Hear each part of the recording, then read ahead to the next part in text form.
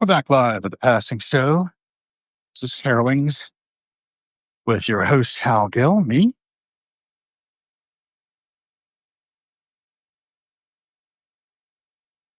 Making my way after the office hours at the DuPont Coffee Collective back yonder. See a little bit of it there. And heading over to Georgetown Exxon. I pinged yesterday to see if my car was beat ready, and I didn't get an answer, so I'm going to go over and check it out. Fingers crossed. He said it'd be a few days. I didn't think it would be this long. So if he hasn't got it ready yet, I don't know what I'm going to do. It's been over there for a month or more, sitting waiting because its brakes didn't work properly. And needs a brakes module, they say, but he didn't notice a problem with them. So I don't know. We'll see. I think if you hit them hard, they don't work so good. And anyway, ABS light was on. So I'm kind of curious. I'm curious about whether or not I can take the car back if I have to pay him for fixing my air conditioning, but I want to use it so I go to Philly because I'm going to go and sit at the feet of Pete Townsend on August 21st. And I'm going to stay in a nice little hotel on Locust Street. Got a beautiful room for myself there. Kind of wish I had longer, but it is what it is. Might stay up all night or something to enjoy it. It's a beautiful room. Anyway, my wife doesn't want me driving at night, and I don't blame her. My eyes tend to not work together well after a certain point. I stitch together a nice image if I'm not too tired, but if I get tired, I start to see double. That ain't good. They're basically not aligned correctly. Apparently, the only thing that could be done there is like surgery to try to keep the muscles in the right direction and bring the eyes into alignment. And I don't think I really want to do that. Not sure how it happened. Maybe it's been that way forever. But I remember a friend of mine telling me I was slightly dysconjugate. So she knew what she was talking about, a neuropsychiatrist with a really good career in closed head injuries. So she knew about people who had their eyes sort of knocked asunder. Anyway, here's the Indian Embassy, right across from a monument to Mahatma Gandhi. There's a monument of Gandhi on his march to the sea. Another part of it, beautiful calla lilies, petunias outside. Coming up past the Museum of Cincinnati, those officers who served with George Washington and the Revolutionary War. There's Washington. It's monument here. Society of the Cincinnati. Beautiful building also. Even the Cosmos Club over here. Cosmos Club has been in business for quite a while. Some of the best and brightest are members. And so a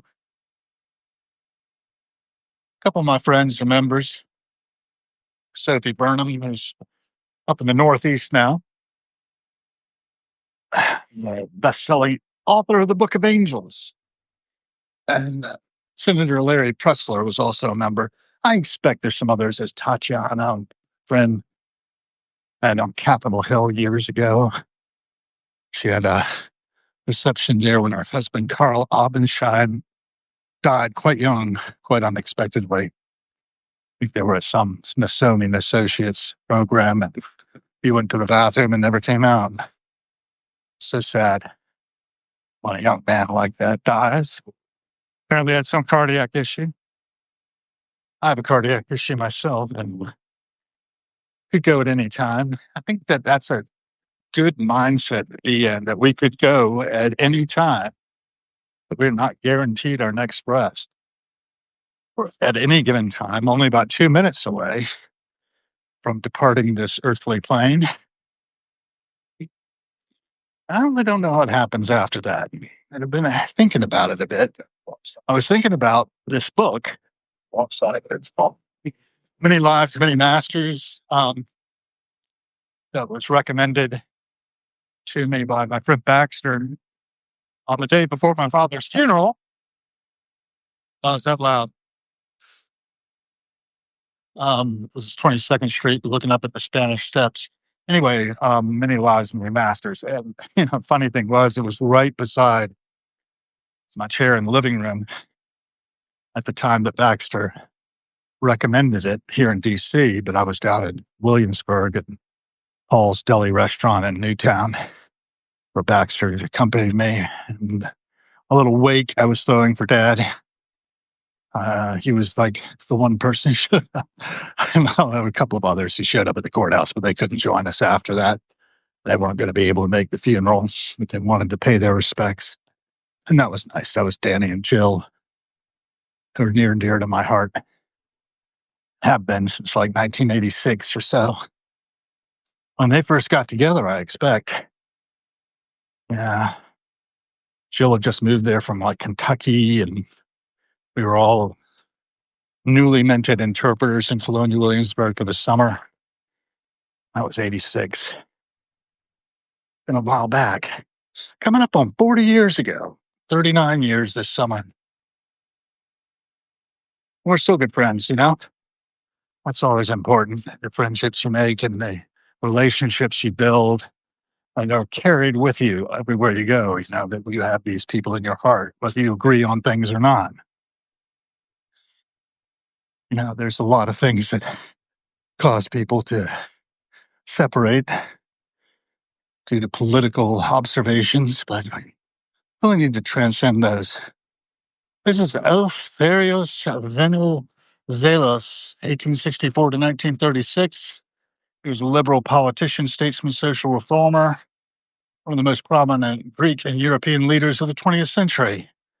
And he marked the modernization of Greece with his political initiatives. It's donated by the Hellenic Parliament in March 2009.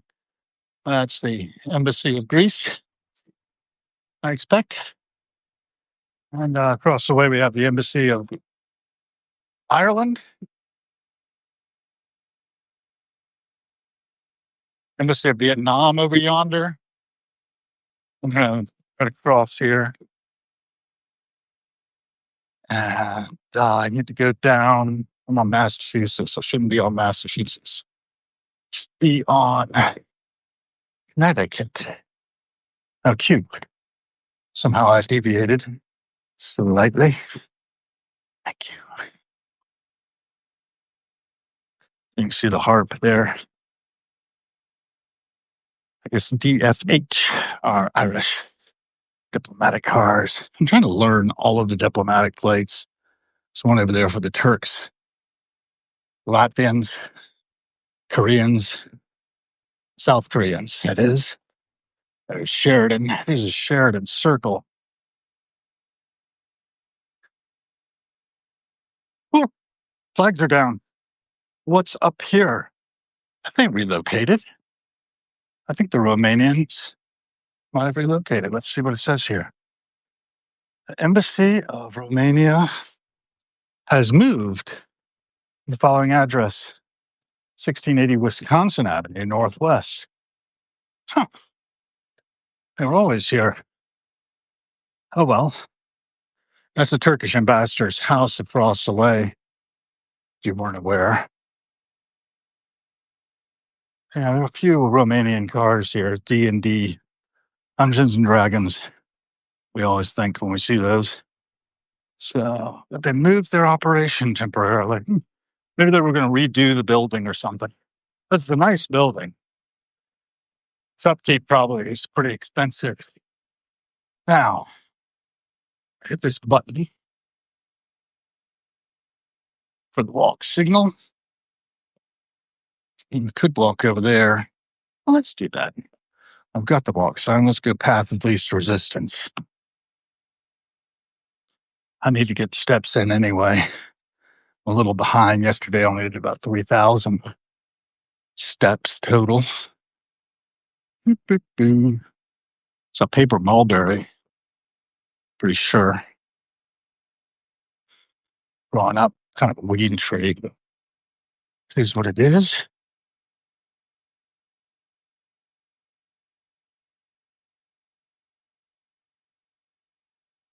Buffalo Bridge, big buffaloes and rods. I don't know what this is. Got some sort of nut on it.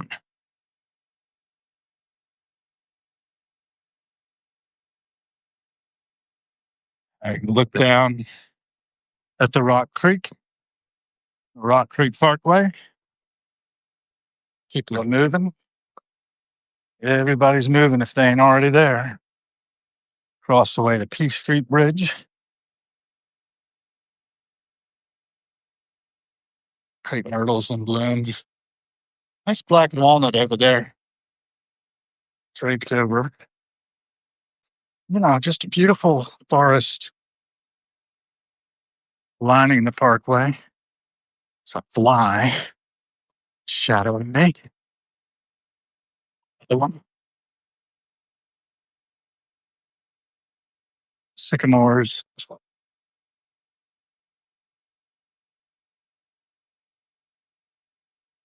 As I'm walking along here, getting a little slice of life in Washington, D.C., a little bit of metadata about it.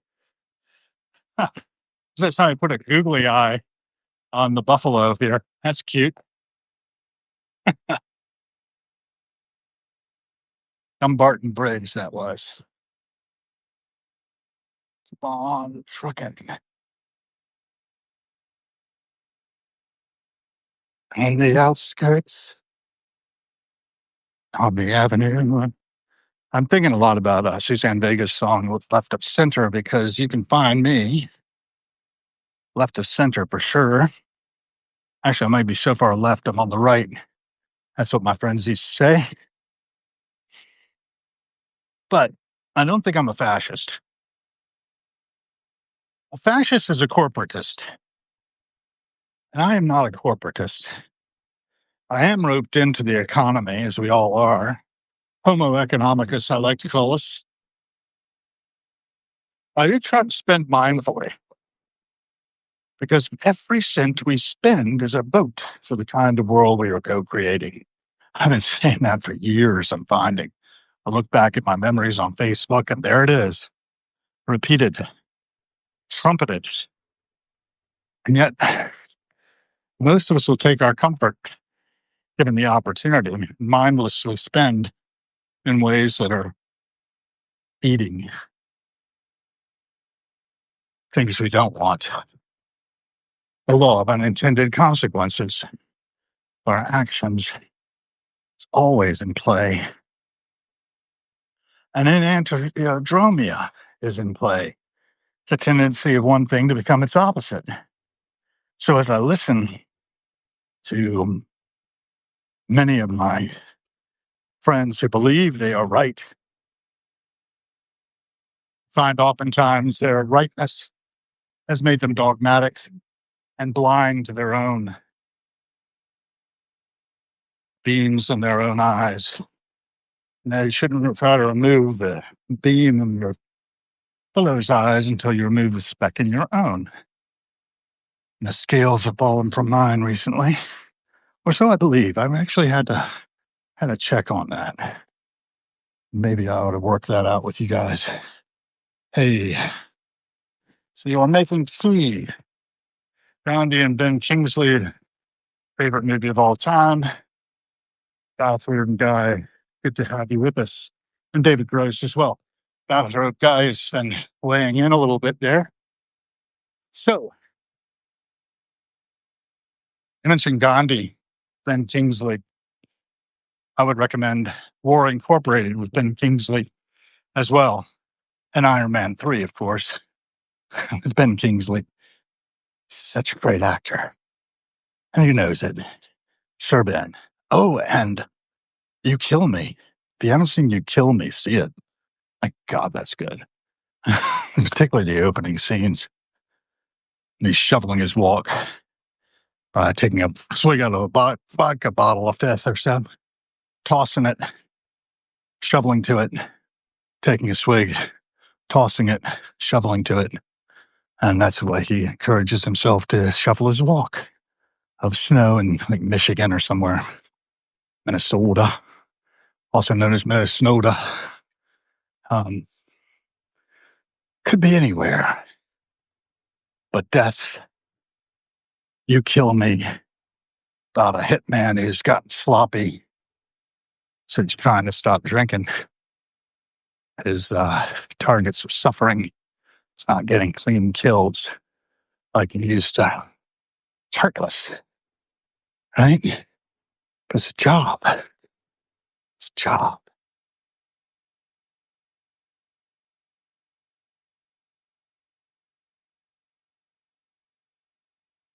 I did a little vocal work with Sonny yesterday. One of the tunes we covered was the Wooden Brothers, Sweat.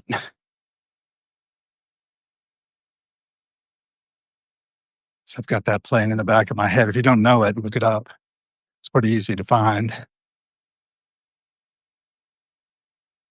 And this is helping. Walking uphill. We're by Dumbarton House. It's a museum now. I remember right. It's Daughters of the American Revolution or Daughters of the American Colonies. I've forgotten. Responsible for maintaining that one. One day, introduce more writing, maybe about substantive stuff. I've been listening to Gronk talk about the global problems and making recommended solutions, channeling Franklin, Jefferson, and Adams, and three of my other favorite thinkers, Uji Krishnamurti, not Jiddu, but Uji, and Christopher Hitchens, and John Perry Barlow. Yeah, I don't know. I've had it critique me a few times, call me out. Had Upasni Maharaj do it the other day. Upasni Maharaj, who don't know him, died in 1941, or dropped a body, as it were. He was quite a character. His main mantra was to, what was it? Be as it may. Be in a state of be as it may. But I do think that as I am, as it is,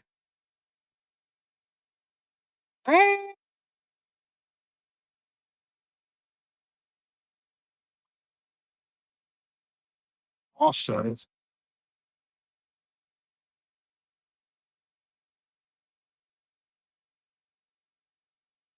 be as I am.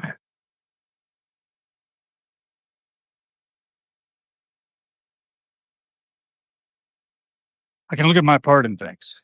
That's what I was going for. I am an agent of change, and I do what I can to cast my little stone into the pond, sending out ripple effects through my actions. And hope I've moved the needle for a few of you. Bob Hubeke, Hubeke, Hubeke. I don't know how to pronounce it exactly. Has joined. That's nice. This is Georgetown.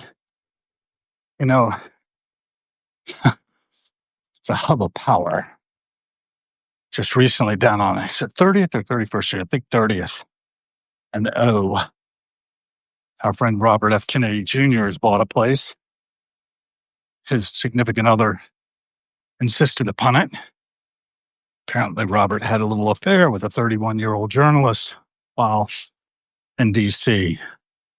as Cheryl was on the other coast. These things happen. Staying together is the important thing. I am not done anything of that sort in regard to my current wife. Or even my first. Although I was afforded the opportunity to some extent, or at least to have lust in my heart, as Jimmy Carter would say in his interview in 1976 in Playboy before he was elected president. Oh, Jimmy, and he's left. Just recently, he stayed around long enough to vote. And in the last election, I voted. I hope you voted. If you didn't vote, please do vote. Register to vote. It may not mean anything. I think there's a lot of truth to what Mark Twain said. I think it was Mark Twain. If voting mattered, they wouldn't let us do it. But nevertheless, we have that ability, and we are constructing the world through our voices collectively. And in the last election, I think it's pretty clear that democracy did function. And this is what we've got. We're not happy with it. You need to make choices. Those choices might include paying attention to where we spend our money, because that's what people respond to. Money is speech, according to Citizens United. And that means that those with it get to be calling the shots. He who pays the piper calls the tune. Well, all that wisdom, all that. And we still do things that are not to our advantage. But, some people are advantaged. I mean, to keep one of these old buildings up, that's non-trivial. And of course, that feeds a whole economy of people who take care of making sure that gas light there stays on. See that gas light? Are we being gaslighted? You bet we are. You gotta let the scales fall from our eyes. You got to see the world for what it is. One of my favorite songs along those lines is King Crimson's Prozac, that's spelled Prozakc blues. Goes something like, I woke up this morning in a cloud of despair. I dragged my comb across my head and pulled out a handful of the worried hair. I went to see my physician, who was buried in his thoughts. He said, son, you've been listening to too much elephant talk, chit-chat. Yeah, Elephant Talk is another song entirely was being referenced. But the thing about depression is, the doctor says to the narrator, you just can't let it get you down. You gotta see the world for what it is. Circus full of freaks and clowns. And you'll never please everyone. It's a well-established fact. I recommend a fifth of Jack and a bottle of Prozac. Looking across the street at the Church of Two Worlds. churchoftwoworlds.org. No idea what that's about, but it's a beautiful building, isn't it? Old. I don't know what it was originally, but I don't think it was a Church of Two Worlds. I thought there were three. One world is enough for all of us. I wish that we could do that. One of the things I've noticed is in DC in particular, people are kind of classist. Like, okay, you're part of this crowd, but you're not part of that crowd. We're all part of one crowd, one species. Get it together, people. Everybody's equal in the eyes of the one, as I understand it. And everybody's important. Everybody has their biography. Everybody has their role to play. We're masked and somewhat anonymous. Speaking of which, it's a good movie by Bob Dylan in 2003. He plays Jack Fate, John Goodman, Jessica Lange, Jeff Bridges, a host of characters. Penelope Cruz is in it. A lot of these people put things on hold to be in it. Great films. In it, Bob's band plays a cover band of Jack Fate. tunes called, get it, A Simple Twist of Fate. And they cover with Bob as Jack Fate, Cold Irons Bound, Dixie, whole bunch of tunes.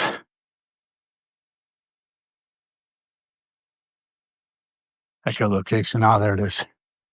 I was beginning to hear footsteps like Bob's in that tune. I think he says, I'm beginning to hear voices, but there's no one around. All used up. I feel so torn down. Went to church on Sunday. She passed by. My love for her. It's taken such a long time to die. I kind of doubt that anybody is actually listening, but I don't care. It's not the point. The point is to take in the passing show, to lay down a little raw documentation of who, what, when, and where. In this case, all the beautiful flora of DC in this jungly lot along Q Street Northwest, including that huge tree. And provided as primary documentation, potentially, for historians of the future, whether they be human or AI. I expect all this data is being sucked up into Substack's servers. And hopefully it's got enough storage because I do a lot of content. I'm tossing it around, having fun with the tools we have in cyberspace, thinking about, thinking,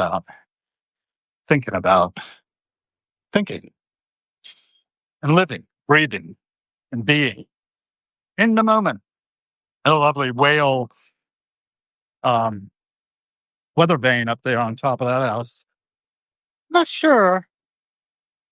Right around in here where this lady lived who got murdered in her 90s by her Iraqi officer husband. There's a movie called Georgetown about it. I think one of the Redgraves plays the part of the murdered lady. Vanessa, I think, maybe. I think it might have been 3206 or the 3204 murder happened. Poor lady. Yeah. It might have been 3200. I don't know. In any case, another real gaslight at 3204. Framing his doorway. Well, let's see. Let's see if my car is ready. I'm going to drop this here as we come around the corner to Georgetown Exxon. I think it's an Exxon. Across the street, it's a Shell. This is down next to me. There's my vehicle. It's behind this car.